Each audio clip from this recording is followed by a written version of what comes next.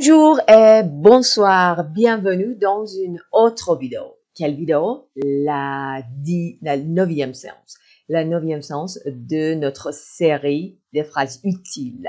سلام، خیلی خوش اومدید به 9مین جلسه از جملات ضروری که در ابتدای ورود به هر کشور فرانسه زبان به دردتون میخوره و کمکتون میکنه که خاطرات بهتری از ابتدای ورودتون به کشور فرانسه زبان مهاجرت حالا مسافرت داشته باشید. خب اگه خوبید و چاقین و دماغتون چاق و همه اینا، prenez votre cahier. کایتون رو بردین، دفترچه‌تون رو بردین، prenez votre crayon et on y va. بریم جملات ضروری این جلسه رو ببینیم. Alors on y va.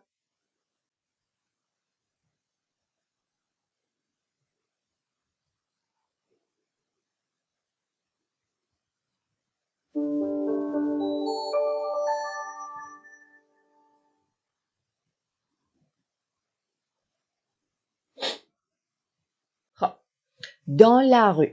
بچه این دفعه در قسمت اول ویدئومون قراره راجع به مواقعی صحبت کنیم که یه اتفاقی میافته، میخوام بگیم معذرت میخوام، ببخشید متوجه نشدم، که عموما در ابتدا هم خیلی همش فکر میکنیم که کار اشتباهی کردیم توی کشور و نرم نبوده و نکنه بد فکر کنن راجع به ما، اینجور مسائل. پس میخوام یاد بگیم چجوری بگیم معذرت میخوام، مهم نیست، اشکال نداره، توی متن. خب dans la rue. dans la rue. در خیابان. dans یعنی در، la rue یعنی خیابان. bon pardon je suis désolée. خب اینجا قضیه اینه که یه خانومی خورده ای آقایی و یعنی به عبارتی همون طعنه زدهش و متوجه نشده. خب خانم میگه pardon. pardon یعنی هم pardon، منو ببخشید، je suis désolée. je suis désolée. désolé یعنی متاسفم. je suis désolée، من هستم متاسف. من suis فعل بودنه، je suis یعنی من هستم. I am je suis désolée. این آخری هم که میبینی مثل، حالا این توی ذهنت داشته باش که وقتی صفت‌ها در فرانسه فمینن میشن فرم فمینن میگیرن و این صفت برای اینکه فرم فمینن بگیره آخرش چی میگیره؟ او فمینن میگیره، ولی او فمیننه ne se prononce pas، پرونونس نمیشه، فقط نوشته میشه. میگیم بنابراین میگه pardon je suis désolée. اون طرفش که حالا آقا یا خانم میخواد میتونه باشه، میتونه بگه il n'y a pas de mal. il n'y a pas de mal. il n'y a pas ne pas منفی میکنه جمله رو. il n'y a pas de mal یعنی دردی نداشت، چیزی نشد. il n'y a pas de mal. یا میتونه ایلو بندازه تو زبان گفتار و بگه il n'y a pas de mal و میتونه نو رو، گفتیم توی برای منفی کردن ما دو تا المان لازم داریم، نو و پ، که نو رو در جملات گفتاری میندازن، کوتاه‌تر میکنن جمله رو. بنابراین غیر از این که ایلو توی وجود ندارد، ولی وجود ندارد، لغت به لغت معنی کردم، دردی وجود ندارد، ایلشو میندازن. این یک قضیه جداست که وقتی میخوام بگن وجود ندارن میگن il n'y a pas، در زبان گفتار میگن y a pas. y a pas de mal. مثلا اگر اون چیزی که واقعی صحبت میشن بگم y a pas de mal. y a pas de mal دردی نداشت، چیزی نشد. y a pas de mal. mal درد، ناراحتی. y a pas de mal. خب همین مدل شرایط توی رستوران، او رستوران، او کافه، او بیسترو. او یعنی در، او رستوران، او کافه، او بیسترو. اینا میتونی همه رو با هم حفظ کنی. بیسترو هم همون کافه است. در فرانسه به بیسترو، به کافه اسم بیسترو هم میدن. او کافه، او بیسترو، او رستوران. حالا او چرا اومده؟ معنی در هست و اینو بدون که همه اسمها در فرانسه مسکولن و فمینن هستن. حالا رستوران، کافه، بیسترو، les trois sont masculins. ستشون مسکولن هست. اسمشون، طبیعتشون مسکولن و مذکر. حالا میخوای بگی من واقعا متاسفم. Je suis vraiment désolé. یا در زمان عامیانه میگم fort désolé. یعنی بدجور متاسفم. Je suis من هستم vraiment really واقعا je suis vraiment désolé. Je suis fort désolé.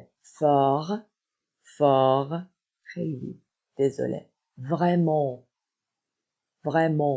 désolé. Ah mais qu'est-ce que je vais faire? Mais qu'est-ce que یعنی چی؟ je یعنی من vais faire قرار انجام بدم، میخوام faire انجام دادن. mais qu'est-ce que je vais faire? mais اینجا معنی عموما معنی اما اینجا برای تاکید کردن آورده اول جمله دقیقا به معنی اما نیست. mais qu'est-ce que je vais faire؟ حالا من باید چی کنم؟ mais qu'est-ce que je vais faire؟ من چیکار قراره بکنم؟ من چیکار میخوام بکنم؟ mais qu'est-ce que این داشتیم توی ویدیوهای قبلی همین سری. qu'est-ce que je vais faire? qu'est-ce que je vais faire? qu'est-ce que je vais faire? ça va laisser une tache. ça va laisser une tache. tache یعنی لکه. laisser یعنی میذاره. لکه میذاره. این کافی که ریختی روی لباس من لکه میذاره. لکش میمونه. سا یعنی این قضیه. چرا سا نه مسکولن نه فمینن. سا به یه چیزی برمیگرده. حالا اینجا به چی برمیگرده؟ به این ریختن کف روی من. میگه این قضیه سا و میخواد به آینده نزدیک اشاره کنه. برای آینده نزدیک لازمه که فعل اله رو بلد باشی کنجوگه کنی. اله به معنی چیه؟ به معنی رفتنه. خب حالا من یه سری ویدیو اینجا لینکشو برات میذارم که فعلای پرکاربرد هست که اون فعلای پرکاربرد خیلی مهمه. اگه به این قصد بدون داشتن هیچ بیس خاصی میخوای بری فرانسه یا کشور فرانسه زبان، حالا یا به قصد مهاجرت یا به قصد تحصیل و یا سفر، در ابتدای کار همینا رو بدونی که مشکلی خاصی برات رخ نده، بتونی کاراتو انجام بدی و خاطره خوشی داشته باشی. خب این فعل اله هم که گفتم فعل بسیار پرکاربردی، من لینکش اینجا تو این حتما فعلای پرکاربرد رو بهتون توصیه میکنم ببینید. کوچیک شده چند تا ویدئو کنجوگه داشت و مثال. خب این میگه قرار بابا تش میذاره ها. سوال لسی اون تش شد. نه ووزنکیته پا نگران نباشید. نه نباشید. نه ووزنکیته don't be worry. نه ووزنکیته پا نه ووزنکیته پا. اما خودشون میگن ووزنکیته پا. ایناشو دیگه میندازن دیگه توی زمان عام. نوشتار نه ها. حرف زدن. ووزنکیته پا ووزنکیته زد خونده نمیشه پا. ووزن این این خونده میشه نزل تو بینی. ووزنکیته پا. ما پول سفید یعنی خوشوی سفید شویشو بهتون میپردازیم. Nous allons vous rembourser le prix de pressing. یعنی بهتون برمیگردونیم. Nous allons الان هم بازم فعل است. رفتن که اینجا باز هم زمانش چیه؟ آینده ساده. همون we're going to. تو انگلیسی میگیم we are going to do something. توی فرانسه فعل اله رو کنجوگه میکنیم که الان به معنی رفتنه به اضافه مصدر فعله. پس اینم میگه ما خواهیم پرداخت. بهتون باز خواهیم داد قیمت پول پرسینگ رو. شستشو و سفید کننده و خوشویی. Nous allons vous rembourser. حالا هرچی میخوای بگی بهت برمیگردونم میتونی اینو بگی. Nous allons vous rembourser. vous اینجا مفعول به شما برمیگردونی. Nous allons گفتیم الان فعل است رفتن که به آینده نزدیک اشاره داره. مفعوله و فعلمون. Nous allons vous rembourser le prix du pressing. خب حالا یه چیزی شد. c'est déjà quelque chose. c'est déjà quelque chose. déjà یعنی already. خب حالا از قبل یک quelque chose یه چیزی شد. تو فارسی خب حالا یه چیزی شد. تو فارسی هم همینه. c'est déjà quelque chose. خب حالا ممکنه این سوچی که میگی اتفاقی که میفته بین دوستاتون باشه. entre amis. بچه‌ها به فارسی میگیم بین دوستاتون. entre amis. امی نمیگیم avec امی. این اشتباه خیلی رایجی که بچه ها میگن با دوستان avec نو entre amis در جمع دوستان entre amis. خب تصور کن که با یه فرانسوی دوستی، یه فرانسه زبان سوئیسی کانادایی و اسمش ونسانه. میگه ونسان regarde ce que j'ai fait j'ai cassé le verre. ونسان regarde ببین چه کردم. ce que j'ai fait ce que یعنی آنچه که ce que خب حالا چی؟ بقیه جمله j'ai fait یعنی انجام دادم. این پس کمپوزه زمانش گذشته است. گذشته کمپوزه گذشته یا نقلی گذشته ساده برات اینجا لینکشو میذارم بر حسب وظیفه. اگر نمیدونی میتونی اینجا پاس کنی و دوباره برگردی از همینجا ویدیو رو ببینی هر موقع که خودت سلام. regarde ce que j'ai fait j'ai cassé. بازم اینم پس کمپوزه است یعنی من شکستم. الان نه در گذشته 2 دقیقه پیش 3 دقیقه پیش. j'ai cassé یعنی شکستن لیوانو. j'ai cassé le verre. این 2 تا قسمت داره. میگم کسه خب یعنی شکستن. در فرانسه پس زمان گذشته ساده 2 قسمت داره. این فعل کمکیشه این فعل اصلیشه. j'ai cassé j'ai با این خونده میشه j'ai cassé le verre. c'est pas grave مهم نیست. ça ne fait rien. اینا رو ممکنه بشنوید. بگه c'est pas grave c'est pas grave مهم نیست. ça ne fait rien. ça ne fait rien. ça نمیخونی. ça ne fait rien مهم چیز خاصی نیست. aucune importance. aucune importance. c'est pas grave. ça ne fait rien. ça ne fait rien. aucune importance.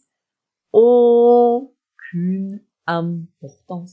ça ne fait rien. c'est pas grave. خب برعکس ممکنه بگه mais non qu'est-ce que t'as fait.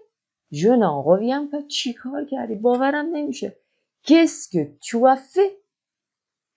خودشون میگن qu'est-ce que t'as fait. این ایشو میندازن تو موقع بازم صحبت کردن ننوشتار. qu'est-ce que t'as fait. qu'est-ce que t'as fait. چی کار کردی؟ what did you do. qu'est-ce que t'as fait. what did you do. qu'est-ce que t'as fait. چی کار کردی؟ I don't believe it. je n'en reviens pas. باورم نمیشه. je n'en reviens pas. هر موقع میخوای بگی باورم نمیشه از این اتفاق از این استفاده کن. je n'en reviens pas. je n'en reviens pas. je n'en reviens pas. mais je n'en reviens pas. oh non, qu'est-ce que t'as fait. je n'en reviens pas. mais non, qu'est-ce que t'as fait. je n'en reviens pas. je n'en reviens pas. خب حالا ممکنه بگی متاسفم. je suis vraiment désolé. در زبان عامیانه میگن hyper désolé هستم. je suis hyper désolé. je suis fort désolé. خیلی دیگه داره عامیانه میشه. hyper عامیانه است. je suis hyper désolé. je suis fort désolé. خیلی متاسفم. خب در قسمت دوم میخوام به این بپردازیم چجوری کمانسه کنیم یک کنورساسیون شروع کنیم یا آنتمه کمانسه یعنی شروع کردن. چجوری شروع کنیم یک کنورساسیون رو یعنی در صحبت رو باز کنیم. توی یک شب نشینی توی مهمونی dans une soirée ممکنه خودتون معرفی کنی خیلی راحت بگی bonjour je m'appelle Marie enchanté de faire votre connaissance. enchanté de faire votre connaissance. خوشحالم از de faire votre connaissance. از اینکه انجام دادم فقه کردم آشنایی با شما رو. je m'appelle Marie enchantée de faire votre connaissance. enchantée de faire votre connaissance. خب میتونیم خیلی روش مستقیم بریم. سلام enchanté de votre connaissance. bon خب الان ممکنه بگی آره موزیکش خیلی خوبه. la musique est vraiment bonne. یا این نوع موسیقی رو دوست داری؟ این نوع موزیک رو دوست داری؟ Tu aimes ce genre de musique, this kind of music, این نوع موزیک؟ Tu aimes, تو دوست داری؟ Tu aimes ce genre, این نوع de musique? Tu aimes ce genre de musique? یا vous aimez, میخوای باش vous صحبت کنی. شما دوست دارید؟ Vous aimez ce genre de musique? دوست داری؟ Tu aimes ce genre de musique? Vous aimez ce genre de musique? غذا رو تست کردی خوردی خوشمزه است. Tu as déjà goûté la nourriture مثلا توی رستوران توی بار. Tu as déjà قبلا goûté مزه کردی خوردی la nourriture این غذا رو. Elle est délicieuse. elle به چی برمیگرده؟ به nourriture به غذا به این خوراک. Elle est délicieuse. Tu as جملهش دوباره پس کمپوزیشن گذشته نقلیه. این چقدر پرکاربرده؟ خیلی خیلی. Tu as déjà goûté کردی la nourriture چیه؟ فمیننه. Elle est délicieuse. خوشمزه است. یا vous avez déjà goûté la nourriture. حالا میخواد باش vous صحبت کنید. شما vous avez déjà goûté la nourriture. خب بچه‌ها من از بعضی بچه‌ها شنیدم که میگم به فرانسه بگو و میگه آره ما میگیم ولی اون بعد یه عالمه تونتون میاد بعدش کلی جمله به فرانسه بلغور میکنه من هیچی نمیفهمم. من میگم من میدونم که فرانسه زبان‌ها خیلی صبورن و خیلی خوششون میاد که شما زبانشون رو صحبت کنید. بنابراین میتونی بگی همین چیزی که گفتی اگه اون شروع کرد به صحبت کردن تونتون میتونی بگی désolé je suis en train d'apprendre le français. دارم فرانسه رو یاد میگیرم. Vous pouvez parler plus doucement. Vous pouvez parler یکم بیشتر آرومتر صحبت کنید. Plus doucement. Je comprends rien. متوجه نمیشم چیزی. Je comprends rien. حتما این کارو بکنید و نترسید. حتما این شرایطی بهتون میگم اتفاق میفته. یه عالمه جواب میدن بعدش بعد جمله‌ای که یه دونه جمله شما فرانسه میگی. ولی اینو بگو کم کم از این ریزه ها کلی آیدت میشه. کلی یاد میگیری. نترس. نگو من متوجه نمیشم. یا خجالت میکشم. برگردیم سر درسمون. خب چه پیرن قشنگی. Ta robe est très jolie. Ta robe. میخوای بگی لباست. میخوای بگی لباستون votre robe. Ta robe est هست très jolie خوشگل. Où tu l'as acheté. کجا خریدیش؟ Où tu فاعل جمله است تو. الapostrophe برمیگرده به اون لباسه. اونو acheté. کجا خرید؟ Où tu l'as acheté. Où tu l'as acheté. Où vous l'avez acheté. Où vous l'avez acheté. این الapostrophe میتونه هر چیزی باشه. فقط مفرد باشه. خب اینو کجا خریدی؟ هر چیزی یا این لباس مثلا این کرواسانو نمیدونم این گازو Où tu l'as acheté. میخوای vous صحبت کنی. Où vous l'avez acheté. Où vous l'avez acheté. بریتش نگاه کن. Où vous l'avez acheté. Où vous l'avez acheté. یا میتونی بگی من استایلتون خیلی دوست دارم. J'aime beaucoup ton style. استایلتون. J'aime beaucoup votre style. J'aime beaucoup ton style. J'aime beaucoup votre style. حالا یادم اومد یه ویدیو دارم راجع به تعریف کردن از یه آقا یا یه خانم چجوری میتونی تو فرانسه از یه نفر دلبری کنی و تعریف کنی. این لینک ویدیو هم که خیلی خودم دوستش دارم خیلی خاصه در بین آموزش فرانسه براتون میذارم اگه دوست داشتین نگاش کنید. خب او کافه. حالا همین قضیه توی کافه. C'est la première fois que je viens dans ce café. Tu as des recommandations? اولین بار تو این کافه میام. توصیه‌ای داری؟ C'est la première fois. اولین باره که je viens من میام dans ce café. توی این کافه. Tu as des recommandations? توصیه‌ای داری؟ Tu as des recommandations? Vous avez des recommandations? Vous avez des recommandations? توصیه‌ای داری؟ vous avez des recommandations vous avez فعل داشتنه فعل داشتن که خیلی پرکاربرده دوباره یه لینک دیگه از فعل پرکاربرد بعد میذارم که اینم جز اونها هستش این فعلایی که در اصلا کلا خیلی استفاده میشه مثل این داشتن تو داری توصیه des recommandations vous avez des recommandations vous avez des recommandations خب میخوای بگی این موزیک ست موزیک این آقا ست هام ست فم این خانوم منو به یاد یه کسی انداخت ça me fait penser à میخوای حرف شروع کنی دیگه میخوای بگی این موزیک یا مثلا ست موزیک ça me fait penser à ma mère مادرم à mon frère برادرم à mon oncle à mon دایی à mon copain رفیقم که پسره à ma copine رفیقم که دختره پس دوباره تکرار میکنم cet homme مثلا این آقا ça me fait penser à ça یعنی این قضیه منو به پانسه میندازه به فکر میندازه به یه چیزی ça me fait penser à تکرار کن ça me fait penser à ça me شو میتونم بندازم در زبان عامیانه ça me fait penser à mon frère ça me fait penser à mon oncle ça me fait penser à ma copine دوستم میندازه پس ça me fait penser it reminds me of something or somebody ça me fait penser à quelqu'un ça me fait penser à quelque chose منو به یاد کسی یا چیزی میندازه ça me fait penser à quelqu'un ici ça me fait penser à quelque chose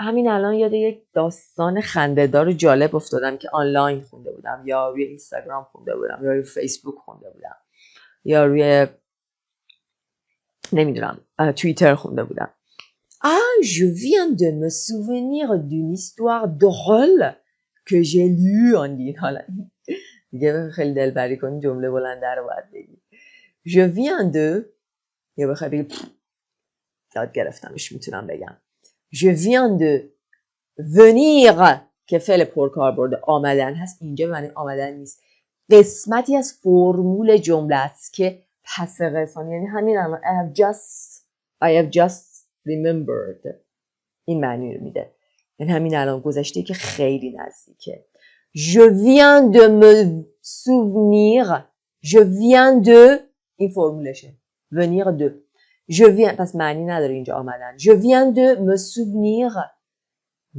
d'une histoire اینجا معنی تاریخ نیست داستانه یه داستان درول خنده‌دار که j'ai lu اینجا یه ارجا مونده که j'ai lu که خوندمش آنلاین en ligne یا j'ai lu sur Instagram j'ai lu خوندم I read sur Instagram روی Instagram sur Twitter sur Telegram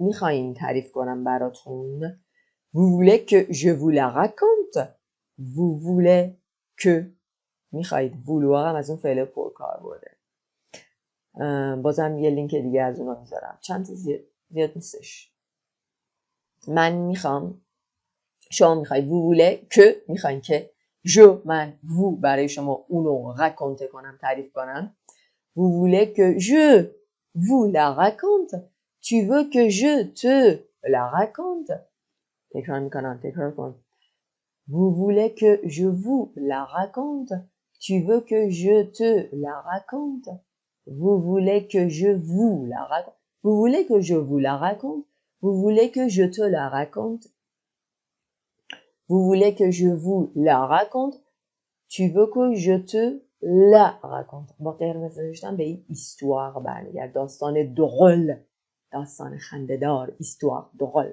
فمینن histoire درول خب به پایان آمد این دفتر حکایت همچنان تا جلسه 20 است اگر این سبک ویدیوی خوشتون میاد لطفاً برای ویدیو هم دنبال کنید اگه به درد کسی میخوره برش بفرستید باش اشتراک بذارید و اگه که دوست دارید و از این سبک ویدئویی بازم خوشتون میاد سابسکرایب کنید، زنگوله کنارش هم بزنید. همه ویدئویی که من از این به بعد منتشر کنم با یه نوتیفیکیشن کوچولو خیلی شیک به دستتون میرسه روی گوشیتون.